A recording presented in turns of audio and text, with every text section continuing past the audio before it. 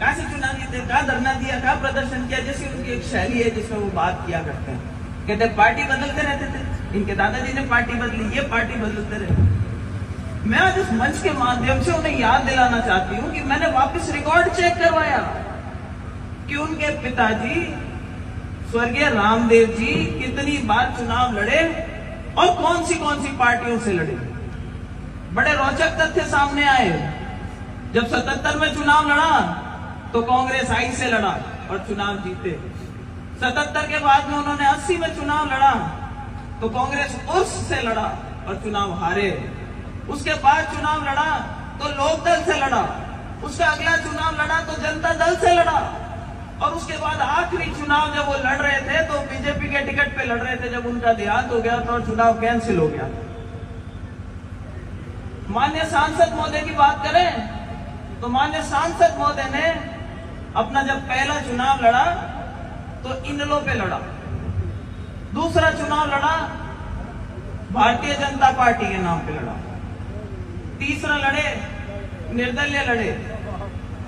चुनाव लड़ने सामने आए। एमपी वाले चुनाव में पहला चुनाव लड़ा 2014 का, जिसमें वो कहते हैं मैंने 2 चुनाव हरा दिए। अरे भाई 2014 के चुनाव में तो आप निर्दलीय खड़े हुए थे और जमानत जब्त हुई थी। आपने कहा मुझे तो बीजेपी ने हराया था।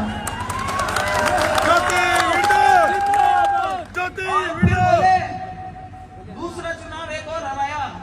भाई साहब 2019 में अगर आप ये टाइल्डे का सिंबल नहीं लेकर के आते और इस बीजेपी की स्टेप नहीं बनते तो वापस वही घोड़ा और वही मैदान वापस आ जाओ, चुनाव लड़ लेंगे।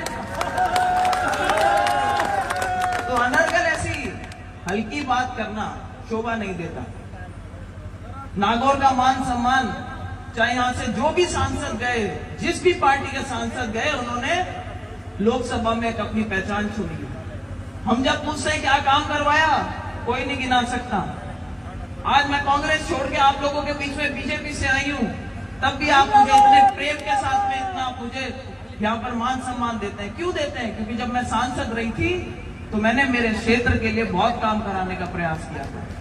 चाहे वो इंदिरा गांधी लिफ्ट के नाल लाने की बात हो, चाहे यहाँ कॉलेज खुलवाने की बात हो, और एक पंचायत में बजट बांटने वाला जाकर के सांसद पहला और आखिरी सांसद था नागौर का। तो भाइयों, कार्यशैली मेरी वही रहेगी। अब एक डबल ताकत मेरे पास में आई है। इस डबल इंजन की जो सरकार है उसकी ताकत मेरे पास में आई है। मैं आप लोगों से भी चाहती हूं कि आप मेरा सहयोग करें और आने वाले टाइम में 2023 के अंदर जब विधानसभा के चुनाव हो तो इस भाजपा पार्टी को भी लगना चाहिए कि हाँ, ज्योति मिर्धा को पार्टी में मिला करके हमने कोई गलती नहीं करी, हमने एक बहुत बढ़िया काम किया। आप लोगों का सहयोग रहेगा, ज्योति मिर्धा आप लोगों की ऋणी रहेगी, क्योंकि लोकतंत्र